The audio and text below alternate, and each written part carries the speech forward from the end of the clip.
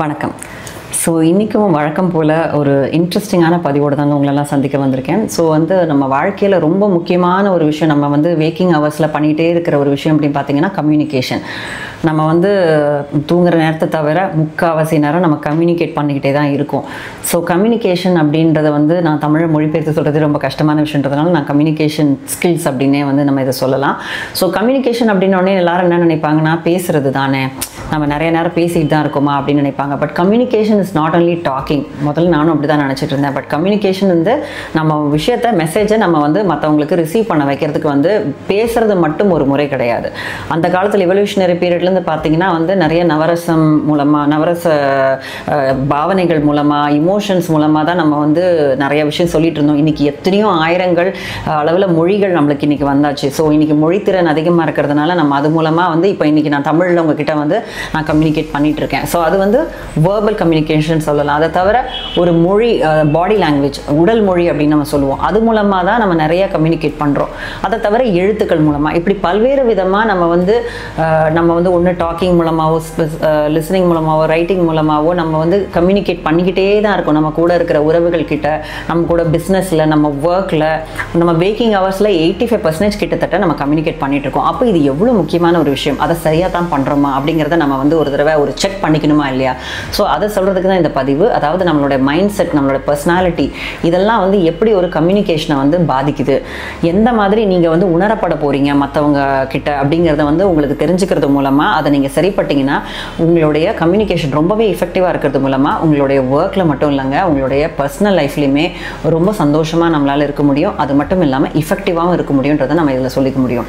இதில் பார்த்தீங்கன்னா நம்ம வேர்பல் கம்யூனிகேஷனில் பேசுகிறது ரொம்ப ரொம்ப குறைவாக தான் நம்ம மற்றவங்கக்கிட்ட போய் சேருது அப்படின்னு சொன்னால் மிகையாகாது. ஒரு ரிசர்ச்சில் என்ன சொல்லியிருக்காங்கன்னா 7% தான் நீங்கள் சொல்கிற வார்த்தைகள் ஒரு கம்யூனிகேஷன் விதத்தில் அவங்கக்கிட்ட போய் ரீச் ஆகுதுன்னு சொல்கிறாங்க.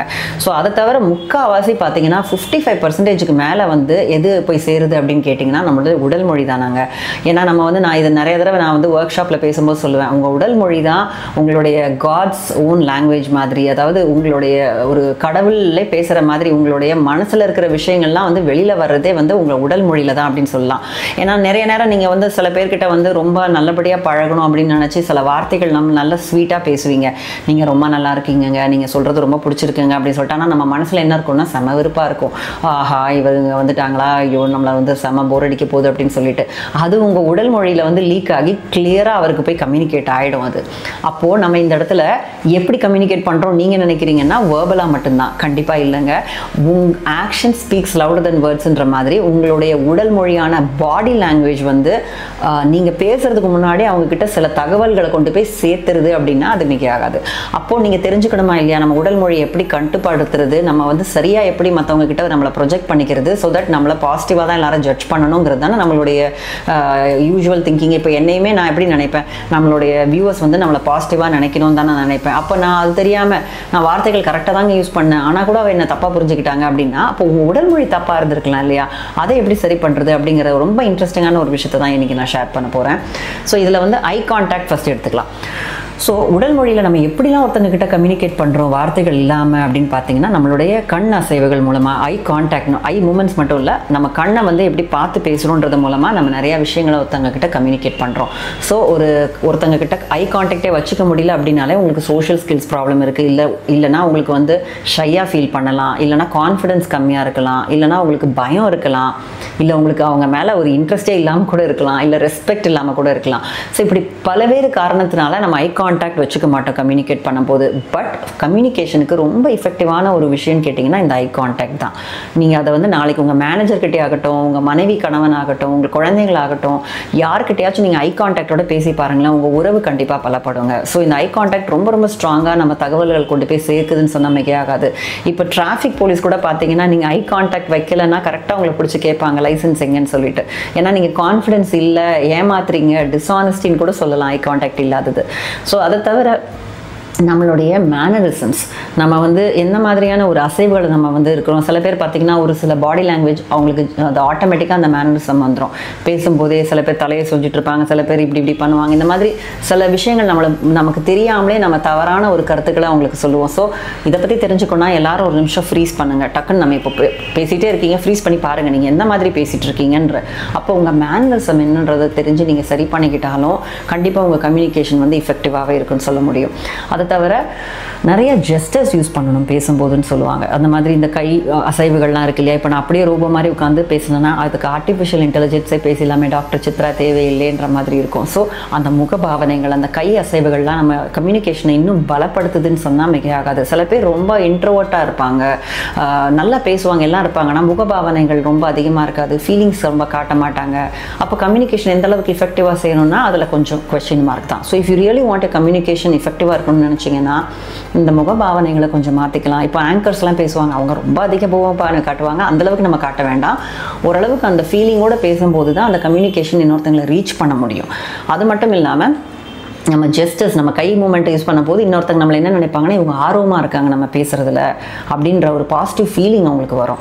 அந்த ஆர்வத்தை அவங்கக்கிட்ட காட்ட வேண்டியது ரொம்ப ரொம்ப முக்கியம். இப்போ ஒரு மேனேஜர் பேசிகிட்டே இருக்காது, எதுவுமே இல்லாமல் அப்படியே கவனிச்சுட்டு இருந்தீங்கன்னா இவனுக்கு சுத்தமாக வேலையில் ஆர்வம் இல்லைன்னு உங்களை தப்பாக நினச்சிக்கிறதுக்கு கூட வாய்ப்பு இருக்குங்க. உங்களை அறியாமே நீங்கள் தப்பான சிக்னல் சென்ட் பண்ணுறீங்களா அப்படிங்கிறதுக்காக ஒரு செக் தான் இந்த வீடியோன்னு சொல்லலாம்.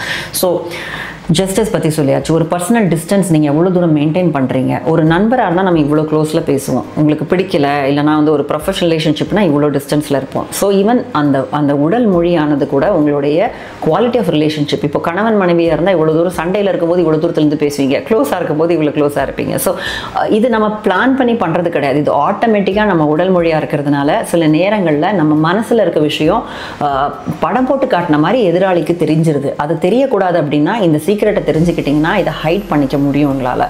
இப்போ வந்து நம்ம யார்கிட்டயோ ஃபோனில் பேசுகிறீங்க, வெளிநாட்டில் இருக்கவங்ககிட்ட பேசுகிறீங்க, ஒரு வீடியோ காலில் பேசலை, ஆடியோ காலில் தான் பேசும்போது கூட நம்ம கையை வந்து ஐயே நான் அங்கே போனேன், நான் இங்கே வந்தேன், இப்படி மாற்றி மாற்றி நம்ம பேசுவோம். அப்படி ஏன் பேசுகிறோம்? அது வந்து ஆட்டோமேட்டிக்காக வரக்கூடிய ரெஸ்பான்ஸ்ன்றதுனால தான் நம்ம அதை பேசுகிறோம். ஸோ அதுலேருந்தே புரிஞ்சுக்கணும், உடல் மொழிங்கிறது வந்து நம்ம பிளான் பண்ணி சொல்கிறது கிடையாது, இட்ஸ் வெரி ஆட்டோமேட்டிக். நம்ம மனசில் என்ன இருக்கிறதோ அது அப்படியே பிரதிபலிக்கிற ஒரு விஷயம்.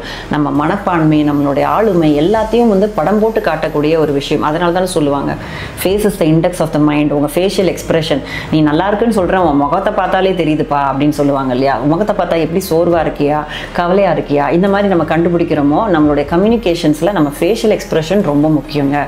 ஸோ அந்த இடத்துல எந்த ஒரு எக்ஸ்பிரஷனுமே இல்லைன்னா மாற்று ரெஸ்பான்ஸ் இருக்குது. நீங்கள் சந்தோஷமாக ஒரு விஷயத்த சொல்கிறீங்க, பட் உங்கள் ஃபேஸ் சேடாக இருக்குன்ற போதும் people won't trust you. So இந்த மாதிரி விஷயங்களை மனசில் வச்சுட்டு கம்யூனிகேட் பண்ணிங்கன்னா கண்டிப்பாக உங்கள் கம்யூனிகேஷன் வந்து ரொம்ப இஃபெக்டிவாகவே அமையும். இதை தவிர ஒரு முக்கியமான விஷயம் என்னென்னா, இந்த ட்ரஸ்ட் அப்படிங்கிறது கம்யூனிகேஷனில் இல்லாதவங்களுக்கு வந்து நிறைய பிரச்சனைகள் வரும். இப்போ ஒருத்தவங்களுக்கு வந்து இப்போ ஒரு ஆட்டோக்காரங்களே நீங்கள் பாருங்களேன், இந்த ஓலாவோ ஊபரோ யாரோ ஒருத்தங்க கிட்ட நீங்கள் சர்வீஸ் எடுத்துக்கும் போது நம்மளுக்கு வந்து கோவமாவோ பதட்டமாவோ நம்ம இருக்கும்போது, ஒரு அவசரத்தில் இருக்கும்போது ஒரு நல்ல ஒரு ஆட்டோக்காரங்க வர்றவங்களே நம்ம திட்டிகிட்டே வச்சுட்டு வேணான்னு நம்ம டென்ஷனில் வச்சுருவோம். இதே இது நம்மளுக்கு ஒரு பொறுமையாக காரியம் ஆகணும்னா அழகாக பேசி கம்யூனிகேட் பண்ணி அதில் போயிருக்க முடியும். ஸோ நம்மளுடைய உணர்வுகள் அப்படிங்கிறது நம்ம கம்யூனிகேஷனை நிறையா பாதிக்குது. நமக்கும் தெரியும் என்ன வார்த்தை பேசணும், எப்படி பேசணும். பேச விடாமல் செய்கிறது யார்? நம்ம உணர்வுகள். அந்த உணர்வுகளை நம்ம கட்டுப்படுத்தினா தான் நம்ம கம்யூனிகேஷனை இன்னும் நல்லாவே பண்ண முடியும். அது மட்டும் இல்லாமல் உங்கள் மனப்பான்மையான இன்செக்யூரிட்டி, உங்களுடைய கான்ஃபிடென்ஸ் இல்லாதது எல்லாமே அந்த கம்யூனிகேஷனில் ஓப்பனாக மற்றவங்களுக்கு தெரியும். ஸோ இந்த விஷயம் தெரியுன்றதுனால இதெல்லாம் நம்ம மாற்றிக்கணும் இல்லையா. பட் ஒருத்தன் கான்ஃபிடென்ட் ஆகிறதோ செக்யூர்ட் ஆகிறதுக்கோ ரொம்ப நாள் ஆகும். அப்போ நம்ம என்ன பண்ணலாம், நிறைய நேரம் வந்து கம்யூனிகேஷனை ப்ராக்டிஸ் பண்ணிக்கலாம். நம்ம வந்து you can fake it until you make it அப்படின்னு சொல்லுவாங்க நிறையா கம்யூனிகேஷன் குருஸ்லாம் பார்த்தீங்கன்னா. ஸோ உங்களுக்கு கான்ஃபிடென்ட்டாக இருக்கணும்னா உங்கள் பாஸ்டர் இப்படி ஸ்ட்ரைட்டாக இருக்கணும், உங்களுடைய பாடி லாங்குவேஜ் வந்து ரொம்ப கான்ஃபிடென்ட்டாக தெரிகிற மாதிரி நீங்கள் நிமிர்ந்து நடக்கணும், உங்களுடைய ஹேண்ட் ஷேக் ஃபர்மாக இருக்கணும், இந்த மாதிரிலாம் சொல்லிக் கொடுப்பாங்க. ஸோ சேல்ஸ்மேனாக இருக்கட்டும், இந்த மாதிரி ஒரு பிஸ்னஸில் நீங்கள் இருக்கிற ஒரு பர்சனாக இருக்கட்டும், நிறைய நேரம் நீங்கள் ஃபேக் பண்ணி கூட உங்கள் கம்யூனிகேஷனை ஸ்ட்ரென்தன் பண்ணிக்கலாம். பட் இந்த பதிவு மூலமாக நான் சொல்லக்கூடிய ஒரு முக்கியமான விஷயம், உங்கள் மனப்பான்மையை நீங்கள் ஹெல்த்தியாக வச்சுக்கிட்டிங்கன்னா இந்த விஷயம் நீங்கள் கஷ்டப்பட்டு நடிக்க வேண்டியதே கிடையாது. ஆட்டோமேட்டிக்காக உங்களுக்கு இருக்க வார்த்தைகள் வந்து சரியான வார்த்தைகள் வந்து தேர்ந்தெடுக்கப்படும், சரியான முறையில் எக்ஸிக்யூட் ஆகும், சரியான முறையில் உங்கள் உறவுகளும் பலப்படும், உங்களோட வியாபார ரீதியான உறவுகளாக இருந்தாலும் பலப்படும். ஏன்னா இன்றைக்கி அந்த ஒரு சின்ன கம்யூனிகேஷன் ஃபெயிலியர்னாலே ஒரு பிஸ்னஸ் இன்னைக்கு கைவிட்டு போகிறத நம்ம பார்க்க முடியுது. ஒரு உறவுகள் அந்த தவறான வார்த்தைகள் சொல்கிறதுனால இன்னைக்கு கட் ஆகிட்டு ஒரு ரொம்ப மன கஷ்டத்தில் வரக்கூடிய விஷயங்கள் வாய்ப்பு இருக்குது. அதனால் வார்த்தைகள் அப்படிங்கிறதுக்கு இந்த அப்படின்னு சொல்கிறது நாக்குக்கு ரொம்ப ரொம்ப ஒரு முக்கியமான சக்தி இருக்குன்றது நாக்குக்கு மட்டும் இல்லாமல் இன்னைக்கு நீங்கள் நம்ம பாடி லாங்குவேஜ் முழுக்கே இவ்வளோ சக்தி இருக்குங்கிறத இந்த பதிவு மூலமாக உணர்ந்திருப்பீங்கன்னு நினைக்கிறேன். ஸோ கம்யூனிகேஷன் இன்னிலேருந்து நம்ம புரிஞ்சுக்கிறதுக்கு it's not only talking, it is also listening. நிறைய தடவை வாயை மூடிட்டு காதை திறந்து விடுங்கன்னு நம்ம சொல்லுவோம். ஏன்னா கவனிக்கணும், நிறைய விஷயத்தை கவனிச்சாலே அதை புரிச்சு நம்ம பேசும்போது நம்ம உறவுகளும் பலப்படும், நம்ம வியாபாரம் பலப்படும் சொல்ல முடியும். ஸோ இந்த பதிவில் வந்து நம்ம கம்யூனிகேஷனுக்கு சீக்ரெட்டான உடல் மொழி எவ்வளோ முக்கியமான ரோல் ப்ளே பண்ணுது, அது தவிர ஒரு உணர்வு எவ்வளோ முக்கியமான ஒரு ரோல் ப்ளே பண்ணுது, நம்மளுடைய எண்ணங்களை நம்ம தெளிவு பண்ணிக்கிறது மூலமாக நம்ம சிந்தனைகள் தெளிவாக இருக்கும்போது வார்த்தைகள் எவ்வளோ அழகாக ரீச் ஆகி உங்கள் உறவுகளும் வியாபாரங்களும் நல்லாவே இருக்குது அப்படிங்கிறத வந்து இந்த பதிவில் புரிஞ்சிருப்பீங்க. ஸோ யூஸ்ஃபுல்லாக இருந்தால் எல்லாருக்கும் ஷேர் பண்ணுங்கள். ஸோ உங்களுடைய இன்னொரு முக்கியமான பதிவில் உங்களை எல்லாரையும் நான் சந்திக்கிறேன். நன்றி, வணக்கம்.